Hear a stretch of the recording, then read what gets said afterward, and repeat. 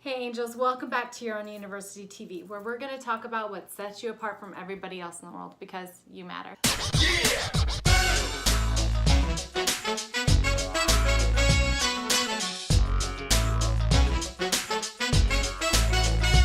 Today we're going to talk about one of the many things I learned from a great audio series that's a little bit controversial, but I think if you pick it up you'll really like it, called Your Wish is Your Command. And the thing that I learned that really sparked a whole bunch of shifts and changes in my life over the last 2 years is you don't know what you don't know. So today we're going to talk about how to know what you know and what you don't know.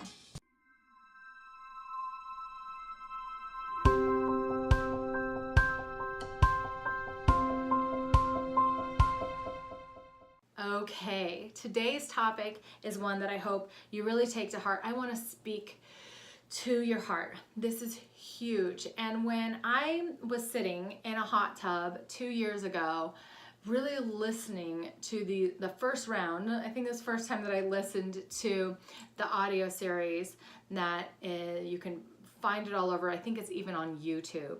Your wish is your command. And it's controversial because of the author, but it also is really, really powerful. And there's a lot of truth in it. And I felt that. So I'm sitting there and I'm listening to this, and he's like, one of the 7 cardinal foundation rules is know what you don't know. And I'm like, what would that entail? What does that mean for me? What does it mean for me about myself? And I began to explore this concept of knowing what I don't know and what it meant to step into that. So I'm going to phrase it a couple different ways so you can really get a clear picture and walk through this practice if you choose to in the next week, and really get clear on who you are and where you're going so you can design the life that you truly, truly desire. So you step into your own university and you're like, that is what I'm going for next. That's the learning that I want next. That's where I want to really take my life to the next level with such clarity that it manifests. All right, so the first step in this is knowing what you know. Truly, truly, where's your genius? On this line, you can pick up your journal, right, and mark it into some columns, and in one line say, what do I know? What do I know? Where's your genius? Where do you feel life is just like, it flows, it's easy? Maybe it's in the arts, maybe it's in science, maybe it's in math, maybe it's in business, maybe it's in sales, maybe it's in psychology. Wherever it is, really, really own it. Own it. So many people, so many of my clients don't own the fact that they know something. They're like, oh, I'm still learning. They don't step into that ownership. So I really urge you to give yourself permission to own what you know. Then there's a little subcategory here that they don't talk about in the series, but I really needed it in my life. And those are the things that I kind of know. The things that I know enough about to be dangerous. So one thing that really stands out to me, and maybe it's just because I'm where I'm at in my parenting, but when it comes to parenting my kids, right? Think about this. If you're a parent and you have your oldest child, you're learning as you go. Unless you had a really good manual or you had a really good upbringing. If you had a great upbringing, then you have a model. But if you raised yourself, if you had estranged parents, if you were going through anything, if your parents were going through anything, maybe you lived out on your own, who knows? If those circumstances weren't there to give you that prime example of the exact kind of parent that you want to be, which most of us weren't raised by the exact kind of parents that we want, and most of our kids won't be either, you get to figure it out for yourself. So I know my kids enough, and I know enough about who I want to be as a parent to be dangerous, but I know that it's just I have a lot to learn. I'm still figuring it out as I go. And so that is just one example of some place in your life that you might kind of know, but not know. Another place might be in business. Maybe you know how to write a really good speech, a signature speech, but you don't know how to actually book the gigs. Maybe you know how to design a really great program, but you don't know how to put it online and market it. Maybe you know how to put it online and market it, but you don't know how to write the program, right? So these are some of the things that I work through with my Rising Star clients when we're going through the Empire Builder or our coaching certification program.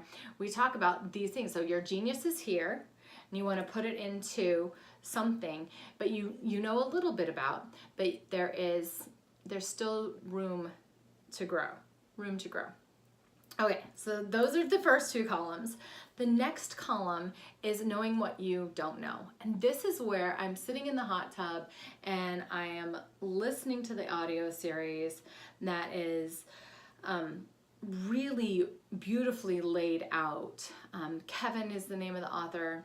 Kevin Curdo, I believe, is the name of the author. And he just laid it out, and it's in a seminar kind of talking series, and I definitely recommend listening to it like they recommend and listening to it a couple times. Things will begin to shift. And knowing what you don't know is huge, because when you know what you don't know and you can admit, that is the key, admitting that you don't know. So it's no longer in this kind of know enough to be dangerous with packet. It's like, no, I want to know enough to be dangerous with it, but I know I don't know. I know I don't know how to do this. That is a beautiful place of learning. Then the next question after you get that line down is, do I want to know it? Or is this a place that's actually sucking your energy, sucking your attention, sucking your, like, oh, I should know that, and you're shooting all over yourself? Or is this someplace that's actually going to up-level your life if you learn this skill, if you learn this trait, if you learn this way of being, to take your life to the next level, the level that you desire and require, the level that really marries and benefits your genius zone? What you know, right? Is this, learning this skill, is it going to benefit your genius? Then there's things, and this is so important to admit, and I love that he went over this, but it's so important to admit that there are things that you just don't know. And when we close ourselves off to learning new things, when we close ourselves off to experiencing new things, to learning new things, to being open to different people's ideas, to be open to different people's awarenesses, to be open to new concepts, then what happens is we truly stunt our growth. And often people do that because they get really into their genius, really into what they know. It's easier for them to just be satisfied with knowing a little bit about these things. They're not that important. They may know what they don't know, and be fine with that, or even want to learn that. But a willingness to be open to the vast majority of things that you don't know at all is going to set you apart from anybody else that is learning. So this includes not knowing the intentions of another person. This includes not knowing what you don't know in business and being open to that. How do you create the business of your dreams? How do you create the career of your dreams? What is the path for you to get there? Where is the path of least resistance? You might not know. And this is where hiring a coach, hiring a mentor, I'm signing up for some classes or some groups that is going to help you to discover what you don't know is truly important. Because we get hung up on knowing what we don't know, which is actually an awareness of what we don't know, which is a beautiful, humbling place to be. But there's that next step. That crucial next step is being open and really curious to the whole world around you, a curiosity saying, well, what don't I know? What is a new concept? And walking through that experience, whether it's practicing it with a new friend or an old friend that you might not know what you don't know. The assumptions have to go away. Assuming that you know has to go away in order to really embrace learning and being aware of the things that you don't even know. And when you are aware of and you embrace the things that you don't even know, then they move into the category of, oh, well, now I know that I don't know. And then you can powerfully choose if that's something that you want to invest your time and money into, if it supports your genius and your priorities. So maybe we'll get to that in another episode of Your Own University TV. But if you learned anything today, if you thought about anything differently today, if this touched your heart in any way, please share this with your community. I feel it's so important because we get through school, we get through life, we get to a place where we're living in our genius, living in the now, and we get complacent. And we get complacent because we are content with knowing our genius, kind of knowing a few things, and then knowing what we don't know. And we forget that there's a whole world out there of things that we do not know. There's a whole person inside your mate, a whole person inside of your friend, a whole person inside of your teacher, your kids, that you don't even know.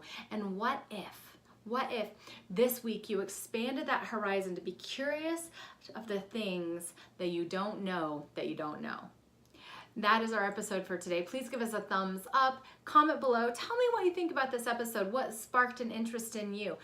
Did you find anything this week today that you're like, oh, I don't even know that I didn't know that I knew that? Thank you so much.